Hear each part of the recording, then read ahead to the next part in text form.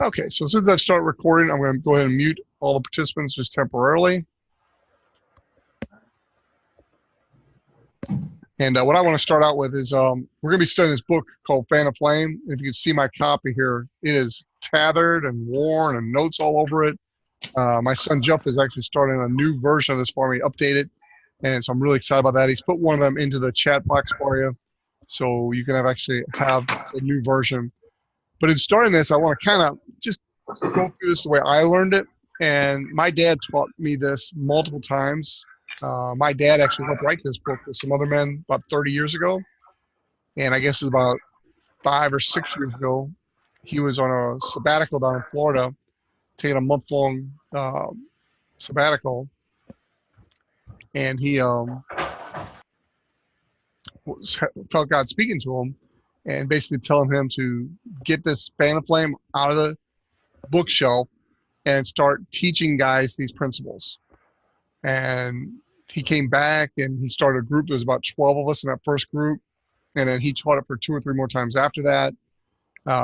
He started to get sick, so I started teaching it. And I probably taught it 8 to 10 times since then. And about the time I finish going through a session with a group of guys, I start up again and we do it again and again and again. And I know I get the most out of it by teaching it. So I appreciate you guys being here. Hope you get something out of it. In the introduction that my dad wrote, he basically said that Fan of Flame is intended to ask God to further show us what we need to learn to be the husband that God intends us to be. As we begin this study today, my prayer is that each one of us would realize that our own introspection or exploration of ourselves will lead us astray. We need to acknowledge that only God really truly knows us. And I want these several weeks together, there's going to be 5 weeks we're going to do this, to be a time for God to look into our lives and show us what he sees and to ask him to conform us more into his image. And there's several verses here in this introduction. Just want to kind of quickly go through these, and then we'll dig into the topic here. The first one is Psalms 139, 23, and 24. It says, "Search me, O God, and know my heart. Try me and know my anxious thoughts, and see if there's any hurtful way in me, and lead me in the everlasting way." As we trust God to work in us, to make us the husbands he intends us to be, he tells us in James 1:5, if any of us lack wisdom, he should ask God, who gives generously to all without finding fault, and it will be given to him. This verse makes an assumption that there will be times when we won't know what to do. If we recognize this, it is not a problem. If we trust God and seek counsel outside ourselves, beginning that counsel with him. These next 5 verses are all found in Proverbs, and the first one is Proverbs 1:5. A wise man will hear and increase in learning, and a man of understanding will acquire wise counsel. Proverbs 12:15. A wise man will hear and increase in, Proverbs 12:15. The way of a fool is right in his own eyes, but a wise man is he who listens to counsel. You're going to hear that word counsel in all these verses, just trying to show us that we need each other. Proverbs 19:20. Listen to counsel and accept discipline, that you may be wise the rest of your days. Proverbs 11:14. Where there is no guidance, the people fall, but in abundance of counselors there is victory. Then the last verse here is Proverbs 15:22, where consultation plans are frustrated, but with many counselors they succeed. When we finish this study, there will be times in your life where you'll say, I wish Jeff or Chuck or Art, whoever the teacher of your particular small group is, I wish they had told me what to do in this exact circumstance.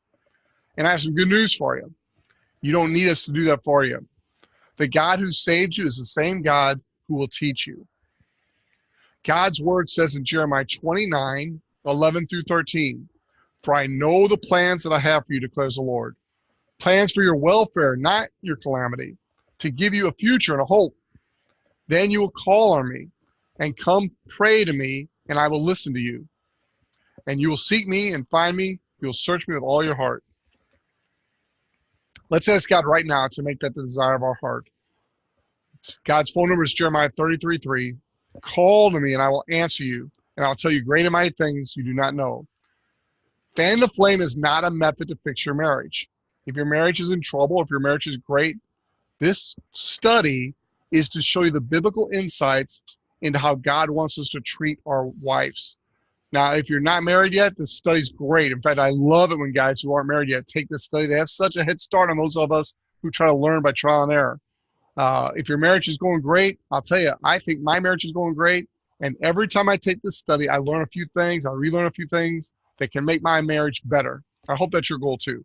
If your marriage is on the rocks and you're sleeping on the couch tonight, or you're not even in the same house with your wife, or maybe you're on the verge of divorce, I don't know where you're at, but this study can help you, but it's no guarantee to fix everything that's wrong. We're not going to try to fix your spouse, by the way. We're not trying to fix her. This is all about you and God and some brothers coming around you and helping you be all you can be. So that's where we're at. That's the introduction to Fan the Flame.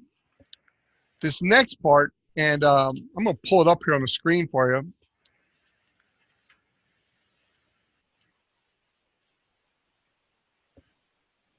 These verses right here are what I'm going to go through. These are in numerical order. I'm going to kind of mix it up a little bit on you. But I'm just going to go through these kind of quickly for the purposes of what we're doing here in our introduction. This first introduction part is about what a wise man. We all want to be wise men, right? Especially in our relationships with our spouses.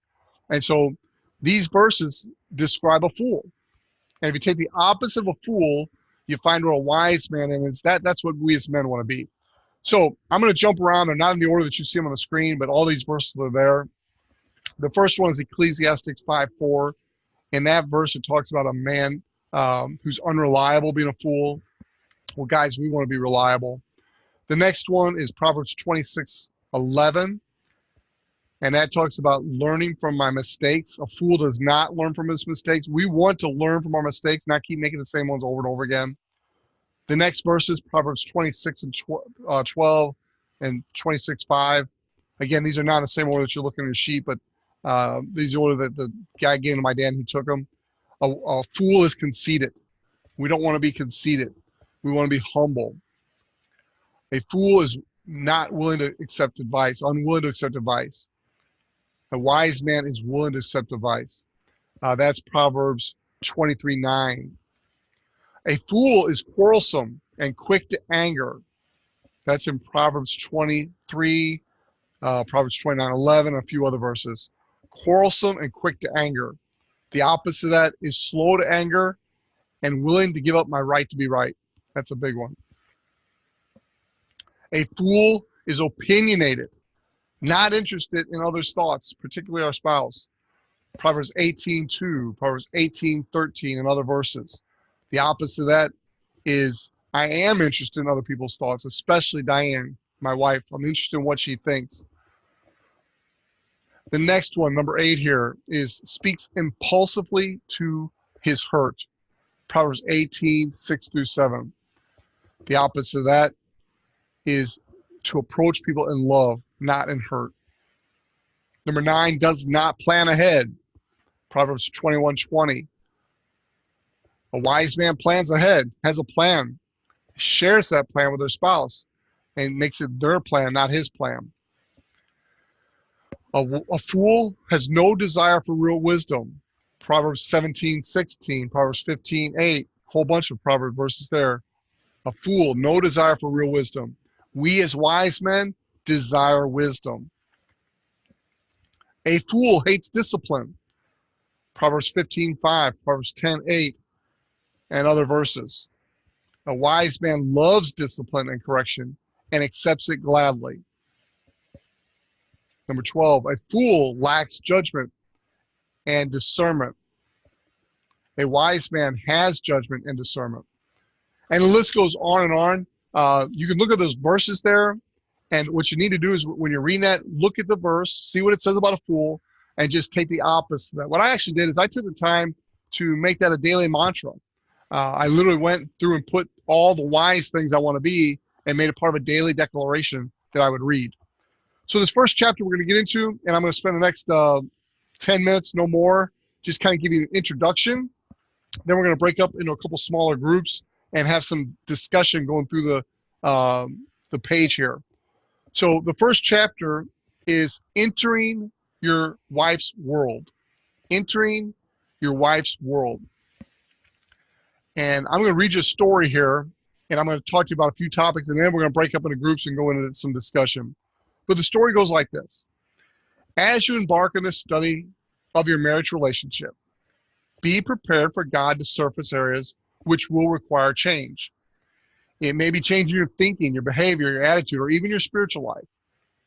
A marriage relationship is often used as a picture of my relationship to God. This study will help me as a husband in both cases, with my relationship with my wife and my relationship with God. Our starting point for this journey will be in the area of entering your wife's world. This involves communication or expressing oneself. Guys, if we learn one thing in this 5-week study, this part about communication and entering your wife's world is probably the most important. It is often said that communication is less than 50% verbal. Well, that implies that there are numerous ways to communicate. We're going to examine the ways of communication as a means of entering your wife's world. One tip I'll give you here is to say back to her what you hear her say. Do it right away, and then do it again a few days later to show you really, or listen, you really do care about what she says. And as you enter in your wife's world, be careful to go slowly and gently. Our wives can at times feel neglected, needy, empty, and even deeply hurt by our past behavior. They may not readily receive your attention because of these past hurts. Trust must be reestablished. Go slowly, be patient, and strive for consistency. One of the keys here is to avoid passivity. Passivity is the thinking, oh, she'll get over it. No, be proactive and help reconcile. So in this first part, we're going to just talk about what does it mean to enter your wife's world? What practical ways can we do this? We'll go through all these questions together. How would you rate your communication with your wife? Now, this is for you and you alone. You can share this in the small group with the guys if you want. I hope you do. But it's not necessarily for you to go and immediately go through this with your wife. This is for you to work on yourself and your relationship with God and your skills. There are a couple points in this study during the 5 weeks where there will be some homework assignments where we'll ask you to get your wife's feedback and things, and we'll give you some wise counsel on how to do that. How does Genesis 22:24 relate to communication and learning your wife's language? And again, we're not going to discuss these right now. These we're going to come back to in just a few minutes. I do want to cover this chart here. There are different love channels. There are different authors who have written on this. But basically, there are 5 major love languages. I think there might be another one we'll add. But acts of service, doing for her, your honey-do list, gifts, giving to her, flowers, cards, little things that she hints at. Quality time, being there with her, not just being in the same room, but actually being with her. Time alone, put the technology tool down, go on a date, touching her, not necessarily sexual, but just a non-sexual back rubs, holding hands, a hug, playing with her hair if she likes that. Words of affirmation, praising and relating, lift her up to others, compliments, talk with her, compliment her to others. That's a real big one. Let her overhear you. Don't be weird about it, but just let her overhear you, compliment her to someone else. That's big. So those are all different love languages. Find out what her channel is and then communicate love to her in that channel. A lot of times guys make mistakes and they know how they want to receive love, and so they assume their wife wants to receive it the same way. Well, that's like an AM station trying to play on an FM frequency. It just doesn't work. You've got to find out what her love language is and then communicate love to her in her language. So again, we'll go through these discussion questions as a group. That's a little overview of chapter 1. The main focus here is learning your wife's language, entering into her world, learn how to communicate with her. So I'm going to stop the recording